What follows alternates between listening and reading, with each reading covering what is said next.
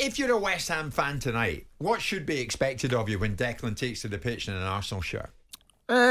Expectation from whom? Well, when you look from at Declan, maybe. When you look at the whole thing in context, it's fair to say Rice gave everything he possibly could to the football club. Sullivan and the rest said yes to 105 million, and off he goes. Well, I think... And the rest is history. As Sullivan said there, Declan made it clear he wanted to leave, and rightly so, because he's an ambitious boy and he's playing now Champions League and looking to win a title. And I get it. And the majority of West Ham fans get it as well. But there's always going to be a minority who want to boo because they think it's greed and they think West Ham's the only club in the world and you should stay there once you're there. And that's the way it is. And you get a minority, every club who believe that. Ultimately, what he did for the club was brilliant. He played all the games. He never left anything out there. He's lifted a trophy, which they hadn't done in God knows how many years. If anyone deserves a decent ovation, it's him. Yeah. Whether he gets it or not, I don't know if he'll be bothered.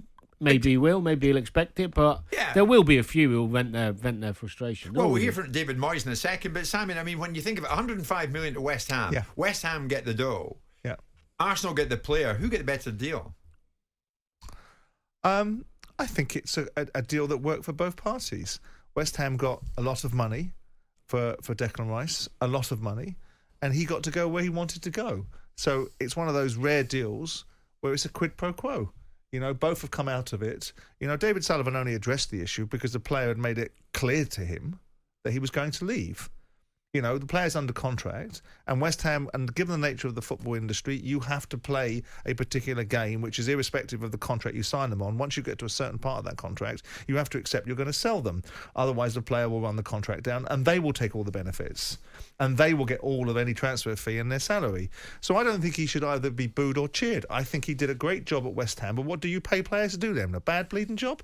No, but he excelled at West Ham. He excelled. No one can deny that. Because his talent levels enabled him to excel at a club like West Ham, right? So with that in mind, should he have hidden his talent under a bushel?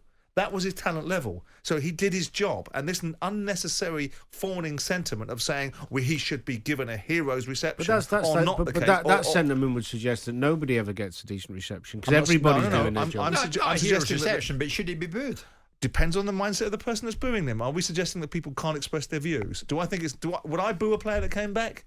No, half of the players I got rid of at Palace, I would have cheered them coming back because I got rid of them somewhere else. But the point is that it's the price on the tickets. It's the way that football is held together. Emotivity, some of it constructive, some of it destructive. Not all of the atmosphere in the ground, not all of the songs are lovely. And Declan Rice, if he's got anything about him, will look at the decisions that he made, the choices that he made in a sport that ultimately benefits them ridiculously because of the emotive investment that people have in sport and the reasons why broadcasters and go, well, if some people boo me, so what? Yeah. I made my choice. Yeah. I did my job at West Ham. No one can ever look at my body of work and no one can ever say to me when I was at West Ham, I let you down. No, exactly. And if he's having an argument with unreasonable people, then they'll be unreasonable. I'd be amazed if the majority didn't give him a good ovation. Yes. I would have thought so. I would be too. And so would David Moyes. This was him in the topic. Well, I hope he will be back because you've got to remember this is the man who lifted the first European trophy in 45 years, was it?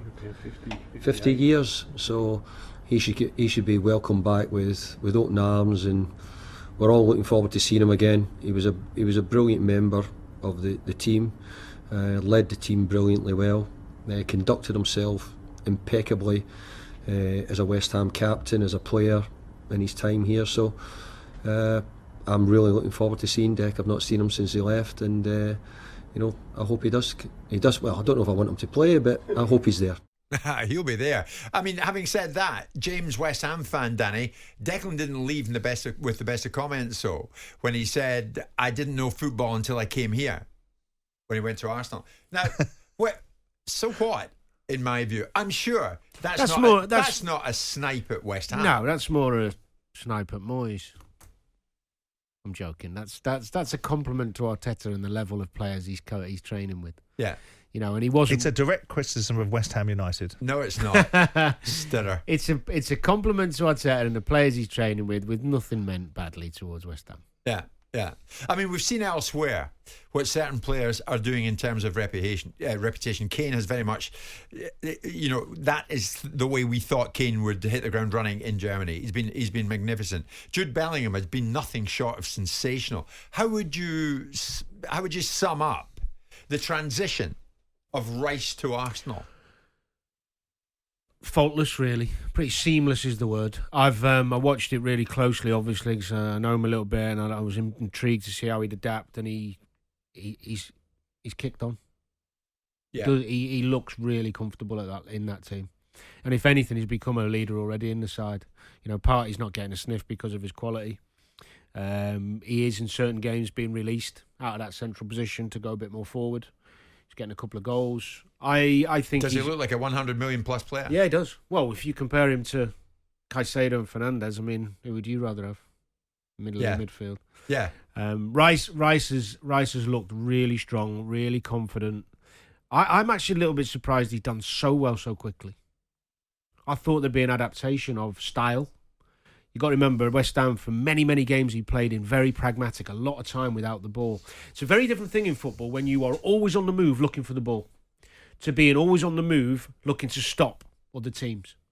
Because when I played that role deeper in the later years, you use a hell of a lot of energy trying to make space to get on the ball. And then you have that much of the ball, you have to be more productive and more courageous with the ball. And he's adapted to that really well. Whereas at West Ham, his time with the ball was much more limited. So I think the adaptation from West Ham to Arsenal was bigger than people thought, and I think he's done it brilliantly. It's all right for Sullivan and West Ham, isn't it? Because you made 105 million. Well, and they spent it well. Yeah, and that's them's the choices that they take. They stunk the place out with a £45 million purchase of Felipe Addison, didn't they? It swings and roundabouts, isn't it?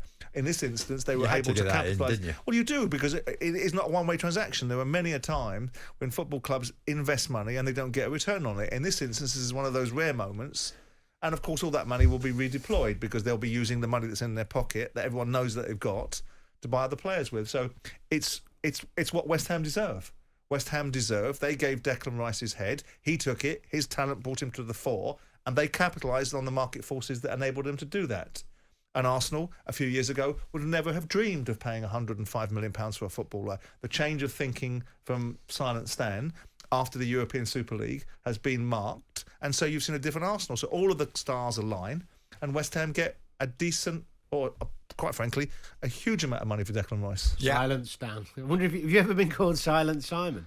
No, I've been called other things beginning with S in front of Simon, but not Silent. Gobby Jordan. No, never. Not at all. So Declan goes back to West Ham tonight with Arsenal in the Carabao Cup, and the reception, good, we would think. Should be. Jim White and Simon Jordan. Monday to Friday mornings from 10 on AM, on DAB, via the talkSPORT app and on your smart speaker. talkSPORT.